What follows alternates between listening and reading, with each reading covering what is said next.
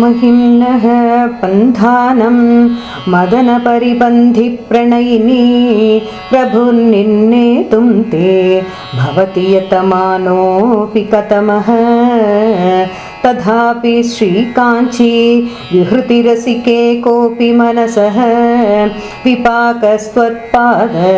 स्तुतिविधिषु जल्पाकयति मां गलग्राही पौरन्दरपुरवनी पल्लवरुचां धृतप्राथम्यानाम् अरुणमहसाम् आदिमगुरुः समिन्धे बन्धूक स्तपकसह युद्ध्वा दिशि दिशि प्रसर्पन् कामाक्ष्याः चरणकिरणानाम् अरुणिमा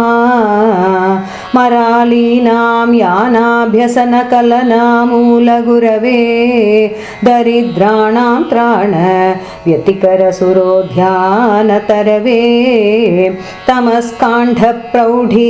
प्रकटनतिरस्कारपटवे जनोऽयं कामाक्ष्याः चरणनलिनाय स्पृहयते वहन्ति सैन्दूरीं सरणिम् अवनम्र अमरपुरी पुरन्ध्री सीमन्ते कविकमलबालार्कसुषमा त्रयी सीमन्तिन्याः स्तनतटनिचोलारुणपटी विभान्ति कामाक्ष्याः पदनलिनकान्तेर्विजयते प्रणम्रीभूतस्य प्रणयकलहत्रस्तमनसः स्मरारातेश्चूटा वियति गृहमेधीः मकरः ययोः सान्ध्यां कान्तिं वहति सुषमाभिश्चरणयोः तयोर्मे कामाक्ष्याः हृदयमपतन्त्रं विर्हरताम् ययोः पीठायन्ते विबुधमुकुटीनां पटलिका ययोः सौधायन्ते स्वयमुदयभाजो भणितयः ययोः दासायन्ते सरसिजभवाद्याश्चरणयोः तयोर्मे कामाक्ष्या दिनमनुवरीवर्तु हृदयं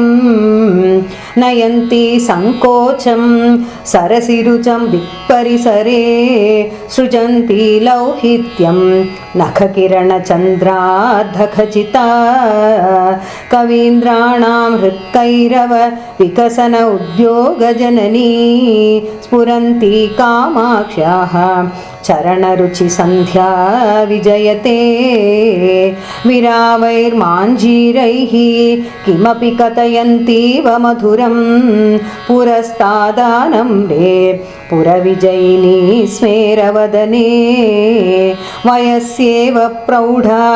शिथिलयति या प्रेमकलह प्ररोहं कामाक्ष्याः चरणयुगली सा विजयते सुपर्वस्त्रीलोलालकपरिचितं षट्पदकुलैः सुरल्लाक्षारागं तरुणतरणिज्योतिररुणैः भृतं कान्त्यम्भोभिः विसृमरमरन्दैः सरसिजैः विधत्ते कामाक्ष्याः चरणयुगलं बन्धुपदवीं रजसंसर्गेऽपि स्थितम् अरजसामेव हृदये परं रक्तत्वेन स्थितमपि विरक्तैकशरणम्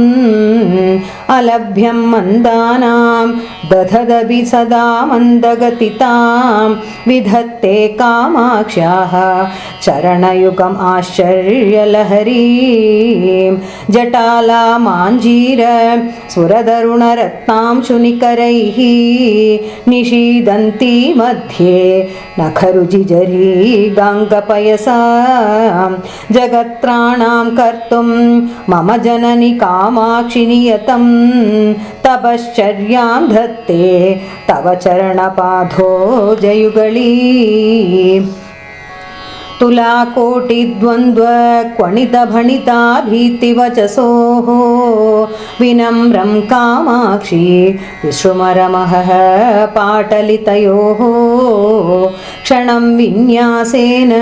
क्षपिततमसोर्मेललितयोः पुनीयान्मूर्धानं पुरहरपुरन्ध्री चरणयोः भवानी दृह्येतां भवनिबिडितेभ्यो मम मुहुः तमो व्यामोहेभ्यः तव जननि कामाक्षि चरणौ ययोः लाक्षाबिन्दु स्फुरणधरणा दुर्जडिजटा कुटीराशोणाङ्कं वहति वपुरेणाङ्ककलिका पवित्रीकुर्युर्नः पदतलभुवः पाटलरुचः परागास्ते पाप प्रशमनधुरीणाः परशिवे कणं लब्धुं येषां निजशिरसि कामाक्षि विवशाः वलन्तो व्यातन्वन्ति अहमहमिकां माधवमुखाः बलाकामालाभिः नखरुचिमयीभिः परिवृते विनम्रस्वर्नारी विकचकचकालाम्बुदकुले स्फुरन्तः कामाक्षी स्फुटदलितबन्धूकसुहृदः तटिल्लेखायन्ते तव चरणपादोच किरणाः सरागः सद्वेषः प्रसृमरः सरोजे प्रतिदिनं निसर्गादाक्रामन् विबुधजनमूर्धानमधिकं कथं कारं मातः कथय पदपद्मस्तव सतां नतानां कामाक्षी प्रकटयति कैवल्यसरणिं जपालक्ष्मीशोणः जनितपरमज्ञाननलिनी विकासव्यासङ्गं विफलितजगज्जाड्यगरिमा मनः पूर्वाद्रिं मे तिलकयतु कामाक्षि तरसा तमस्काण्डद्रोही तव चरणपादोजरमणः नमस्कुर्मः प्रेङ्घन्मणिकटकनीलोत्पलमः पयोधौरिङ्गद्भिः नखकिरणभेनैर्धवलिते स्फुटं कुर्वाणाय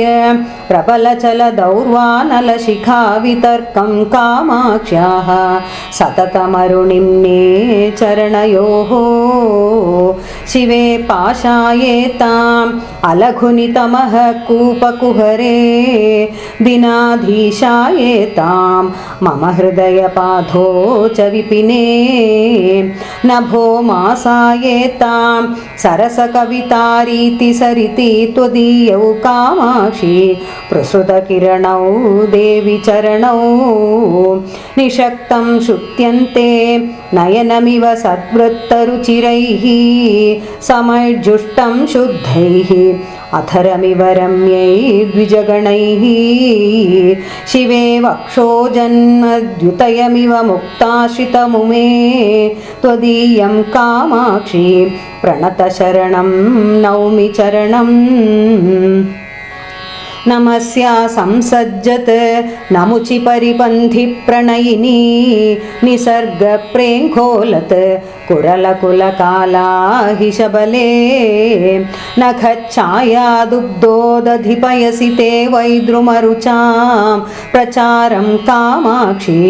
प्रचुरयति पादाब्जसुषमा कदा दूरीकर्तुं कटुदुरितकाकोलजनितं महान्तं सन्तापं मदनपरिपन्थी प्रियतमे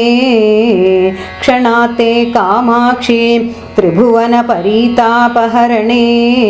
पटीयां संलप्स्ये पदकमलसेवामृतरसं ययोः सान्ध्यं रोचिः सततमरुणिम्ने स्पृहयते ययोश्चान्द्रीकान्तिः परिपतति दृष्ट्वा नखरुचिं ययोः पागोद्रेगं पिपटिषति भक्त्या किसलयं मृदिं नः कामाक्षि कामाक्ष्या मनसि चरणौ तौ तनुमहे जगन्नेदं नेदं परमिति परित्यज्य यदिभिः कुशाग्रीयस्वान्तैः कुशलधिषणैः शास्त्रसरणौ गवेष्यं कामाक्षी ध्रुवमकृतकानां गिरिसुते गिरामैदं पर्यं तव चरणपद्मं विजयते कृतस्नानं शास्त्र अमृतसरसि कामाक्षि नितरां दधानं वैशद्यं कलितरसमानन्दसुधया अलङ्कारं भूमेः मुनिजनमनश्चिन्मयमहापयोधेः अन्तस्तं तव चरणरत्नं मृगयते।